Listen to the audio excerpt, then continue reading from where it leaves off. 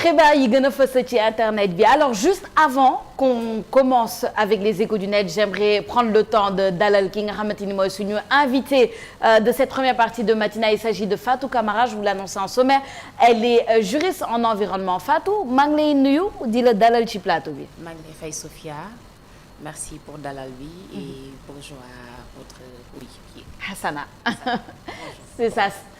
C'est un plaisir de t'avoir sur ce plateau. Dans quelques instants, on va pouvoir parler d'environnement. Juste avant, tu vas nous accompagner dans les échos du net. On va parler de l'actualité et tu seras libre peut-être de rajouter ton commentaire si tu le veux. En tout cas, Hassana tey ñu waxtaanee bien sur l'actualité la plus brûlante sur la toile.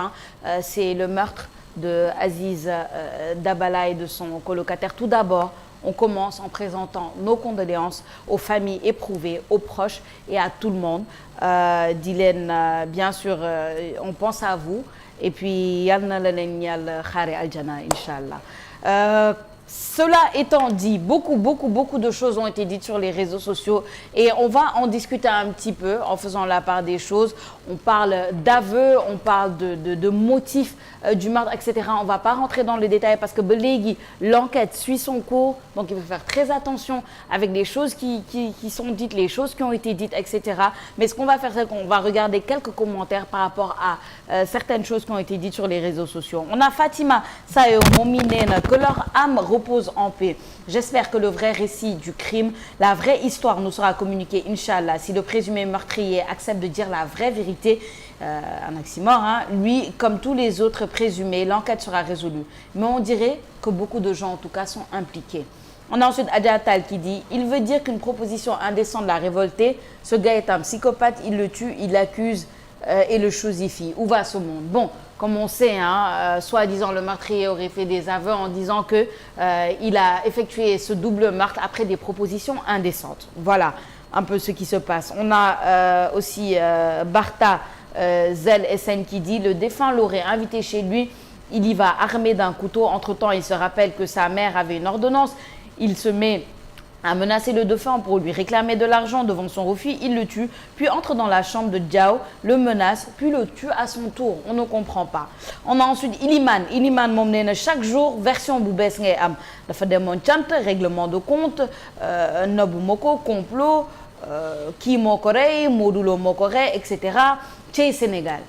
On a ensuite Ayoba Faye qui dit « Un double meurtre cristallise quasiment toutes les attentions depuis des jours, ouvrant la voie aux détraqués mentaux, détenteurs de comptes influents sur les réseaux sociaux et autres chaînes YouTube qui rivalisent de théories, les unes et les autres, les unes plus folles que les autres. » Voilà. Alors Hassana, gis nga boo xoolee sax ci toile bi mënuñu woon jël ay commentaires yu bëri parce que comme tu l'as dit tout à l'heure, comme on l'a dit, chacun est devenu détective. Tous les Sénégalais sont devenus détectives. Il faut qu'on en parle. Nit ñi nañu mandu. Que chacun son travail. Démb maa ngi doon waxtaan ci loolu. J'ai dit, regarde, am na koo xamante ni doon blâmer journalistes yi parce que ñun moom on nous blâme toujours. Mais ñun notre travail c'est quoi? C'est de relater les faits. Le travail de la police c'est quoi? C'est de mener l'enquête. Le travail des populations, c'est d'attendre que l'enquête soit menée. Mais il y a trop de théories sur les réseaux sociaux par rapport à ce drame. Et c'est dangereux. Man déggoon naa sax il y a eu une photo qui a été diffusée récemment, soi-disant une photo du meurtrier était fekk du woon moom. C'était quelqu'un d'autre. Et ça c'est très grave. C'est très grave parce que la personne on porte atteinte à son image, à sa vie, parce qu'on ne sait pas ce qui peut se passer. C'était loolu da lay won encore une fois, il faut faire attention aux réseaux sociaux, surtout quand il s'agit de choses graves comme ça. Il y a eu double meurtre. C'est l'enquête, c'est la police qui doit faire son travail pour élucider ce double meurtre, le meurtre de Aziz Dabala et de son colocataire. Encore une fois, on présente nos condoléances à la famille, à tous les proches qui ont été éprouvés et à tout le Sénégal, parce que ça nous touche nous tous. Il s'agit de 2 Sénégalais qui ont vécu un drame. Donc vraiment, nañ def attention ci théorie sur les réseaux sociaux. Arrêtons de théoriser tant qu'on ne sait pas vraiment ce qui s'est passé. L'enquête sera menée et on aura des réponses. Man loolu laa ci mën a wax Hassana.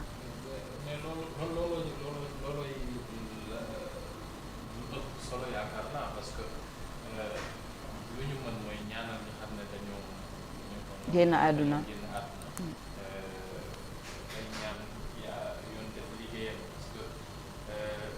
Sénégal ñun dañoo bëgg wax c'est bizarre et malade mais dafa am lu muy signifier rek dafa mel ni dañoo amul empathie tu vas reprendre un peu Ngalla nee na li ma doon wax taalu ma ko.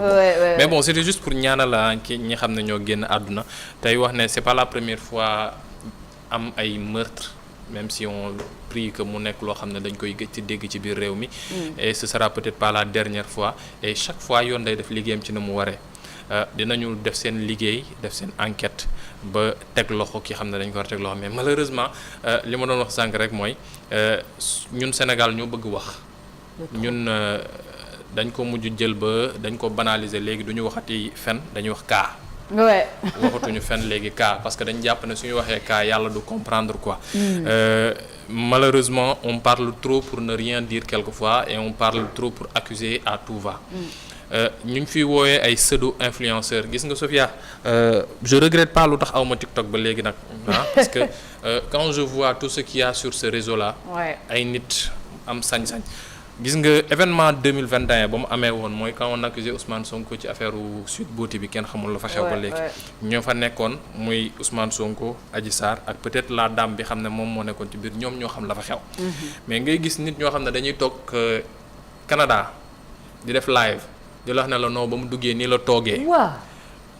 kii nii la nekkee ci wetam am keneen ku taxaw ne la non bo dafa doon ñett escalier yi.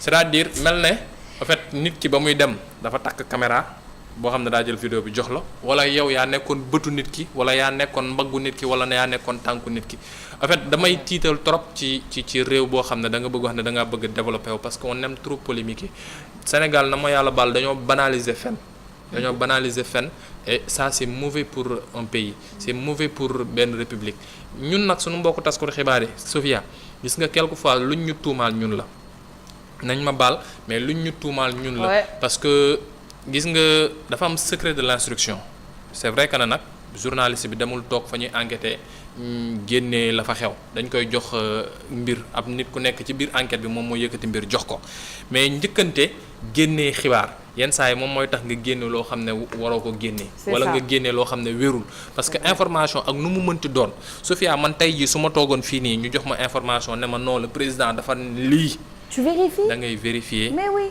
recouper balaa ngaa wax ne non je may traité léegi ma doogaati génnee c'est ça mais nit ñi dañuy jël rek ñu jox la nga jàllale moo tax yenn saa yi Sénégal damay dégg ñuy wax journal d'investigation man leen waxuma amu fi mais ñi ñuy wooyee ñu ci ëpp journal d'investigation ay relais d'information kese lañu ay journalistes de propagande lañu ou bien ay journal ay caisse de résonance ngay mujj nekk jël ay photo doomu jàmbur xamoo nit ki nam lu muy dund nga jël ko ne ko ràjj ci réseau yi parce que lan parce que da nga ne non man maa war a am vue yu bëri man su fekkoon ne sax TikTok en fait soo bëree vue da lay fay wala mu am loo xam ne da yëkkati koppar jox la ko wala mu am loo xam ne da koy yëkkati mu teg ko sa ndodd wala soo ñëwee fenn di wut liggéey dañuy wax ne non diwkat influenceur la TikTok non dama koy jël damay d'accord quoi nga def yenn live ak ñoom seen mais ce réseau est diabolique Sophia xam naa ne da nga ko bëgg mais ce réseau est diabolique et ça c'est en train de détruire la mentalité des Sénégalais. non man j'ai été choqué Sophia.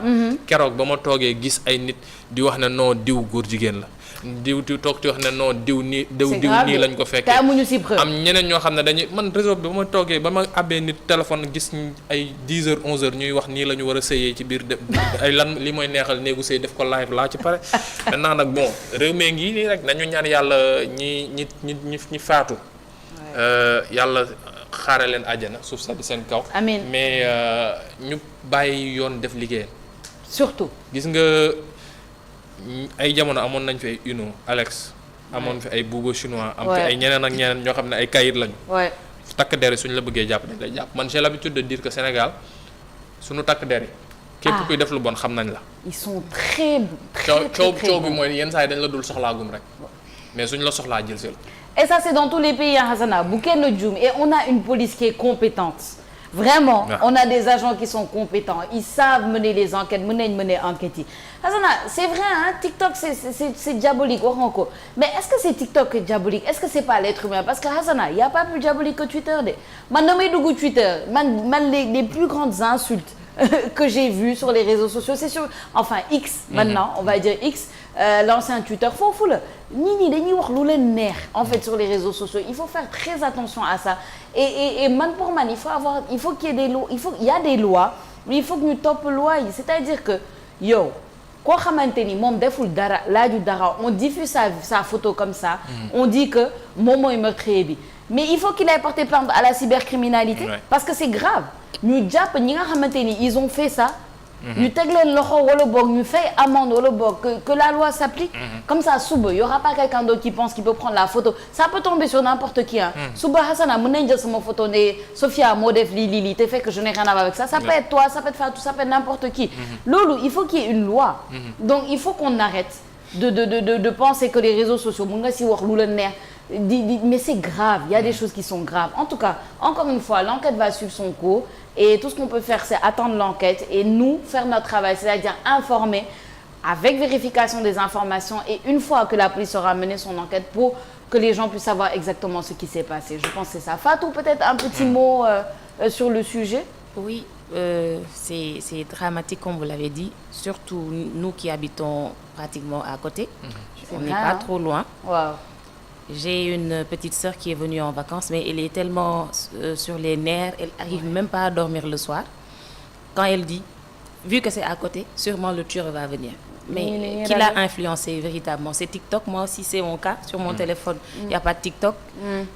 Je passe mon temps à faire autre chose parce que sur TikTok, pour dire la vérité, on apprend, on rit, mais on peut avoir très peur très rapidement. Et c'est le cas avec ce double meurtre. C'est ça, c'est ça. Il faut faire très attention, en tout cas, ci réseaux sociaux et puis nañ mandu nañ xaar, surtout quand il s'agit de choses aussi importantes, de la sécurité des individus. Faisons attention. Je pense que c'est l'appel qu'on va faire. Voilà. Sophia loo xamul noppi ci. moo gën de. loo xamul noppi ci. am na yoo xamante sa arc la. ñun dañoo dëgër fit. ñun dañoo bëgg nekk ay tutolo. ay spécialistes en tout. En tout. Moi je trouve qu'il y avait peut-être un commentaire qui disait que désolé de t'avoir tué par erreur. Moi quand je l'ai vu, je me suis posé la question.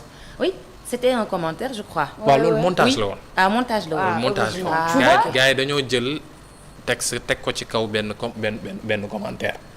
C'était sur Facebook, je pense. Tu vois, boo xamulee ni montage la xoolal tu te poses des non c'est incroyable les réseaux sociaux. En tout cas, mi ngi noonu loolu moo nekkoon les échos du net pour aujourd'hui. On va passer